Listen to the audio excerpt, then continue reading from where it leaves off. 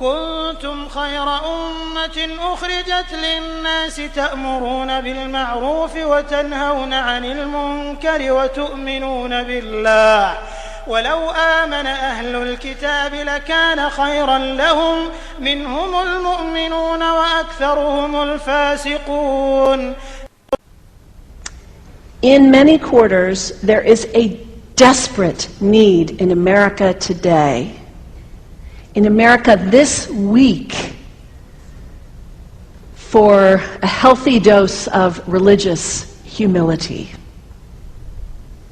There are too many people getting too much face time on television who claim exalted status for Christianity and who are demeaning other faith traditions, particularly that of Islam. And my friends, this has got to stop. The trigger for this latest wave of intolerance is media coverage, many of you have seen it, about a plan to build a Muslim community center 2 blocks from Ground Zero. The center will have a mosque, an auditorium, and a pool. It is modeled after YMCAs and Jewish community centers all across the country. For all I know, it's got locker rooms and childcare. Now, to be very clear here, reasonable, faithful, caring people can disagree about how they feel about this facility being built so close to Ground Zero. But that does not justify the wave of fear and suspicion that has washed over this country over the last 10 days. The media are now calling this a wave of Islamophobia that is sweeping across America. I saw a story this week on CNN about a minister in Gainesville, Florida, who has declared September 11th of this year Burn the Quran Day. Thank you for your reaction. That was mine. This guy is a minister at a non-denominational church called the Dove World Outreach Center. He said all kinds of disparaging, insulting, inaccurate things about Islam that I'm not going to repeat from this pulpit. His message is about hate and fear, and I can assure you there is nothing in the Gospels, there is nothing in the teaching of Jesus Christ that says anything about burning the holy texts of other traditions. It is not there. The proposed burning of the Quran is obscene. It is not the work of peace. It is not the work of understanding. It is not the work of building bridges. It is insanity. Now, the good news is there are a lot of groups, a lot of churches, even the National Association of Evangelicals, who are condemning this action and urging the church to cancel their event. A conversation about God demands grace and openness, a willingness to learn, to have our own ideas challenged, our convictions questioned. These are the hallmarks of humility. When I was in seminary, I read from someone whose name is lost to me now, when you speak of God, your voice should shake a little. You know, Jesus had no time for religious know-it-alls.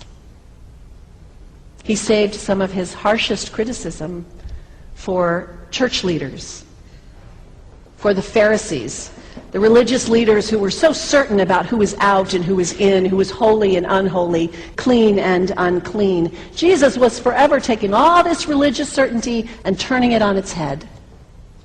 And we can only imagine what Jesus would have said about Pastor Terry Jones and his Burn the Quran campaign. I think he would say, this has got to stop. Followers of Islam believe that the Quran is a collection of revelations received by the Prophet Muhammad from God about 1400 years ago. They believe that Muhammad was the last of a series of prophets and teachers and messengers that included Adam, Moses, Jesus, Abraham, all names revered by us as well. The word Islam means peaceful surrender to the will of God. The Quran was written at a time when the Muslim people were being driven from their homes, persecuted, and killed. The Old Testament was written at a time when Jewish people were being driven from their homes, persecuted, and killed. And religious scholars will tell you that most Holy Scriptures have stories of war and violence in them. Throughout history, most faiths have used these texts to justify violence. And if there's anyone in this room at this moment who's thinking that I've got it wrong, after church today, pull out your Bible and look up Psalm 137. And you'll see that our own text has passages that can make us uncomfortable. But also, like the Bible, the predominant message of the Quran is of peace and care and loving God, justice, care for the neighbor, care for the stranger. In the Bible, we have thou shalt not kill. In the Quran, we have whoever kills another, surely he is killing all of humanity. And whoever saves the life of another, surely he saves the lives of all humanity. These are words of peace, words of faith, words that could save the world if we would take them to heart. The second thing you can do, the next time someone sends you one of those emails demonizing Islam, delete it. Don't forward it. Don't participate in the stereotyping. Don't give in to your fear. It's okay to be a little afraid. We all have those emotions. Just don't give in to it. Don't sign on for it. Don't focus on this tiny group of extremists who commit acts of violence. Focus on the hundreds of millions of Muslim people in the world who are people of faith, whose priorities and concerns and families are not so different from your own. And third, when you think of Muslim people, think of individuals. Think of the professor at Ohio State. Think of the engineer at Honda. Think of the teacher at the elementary school down the street. When you think of Muslim people, remember those who died on 9/11, not the hijackers. There was only a handful of them. Remember Mohammed Sunhami Hamandi. He was born in Pakistan. He came to the United States as a small child with his parents. He played high school football. He went to college. He became a part-time ambulance driver. He died, this Muslim young man, on 9/11, trying to rescue people and save lives. When you think of Muslim people, remember Mohammed Salahuddin Cloudhurry. He was a waiter at Windows on the World, which was at the top of the World Trade Center. He died that day. His wife had their baby 2 days later. When you think of Muslim people, remember Rama Salih. She was a woman, 28 years old. Her neighbors described her as fun and outgoing and generous.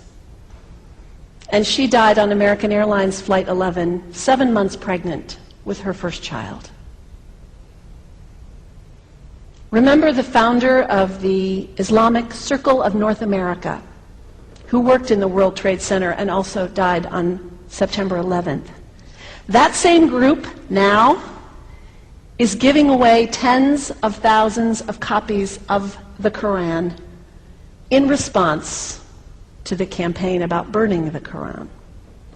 In the language of their own tradition, they are spreading words of faith and peace and hope. One of the ladies at the 8:30 service this morning said to me after, maybe we should declare September 11th, buy a Quran and read some of it. It is for us to share our message of love and hope and peace, but let us do it with grace and respect and above all, humility. God grant us, as individuals, as a nation, as Christians, the humility for this work.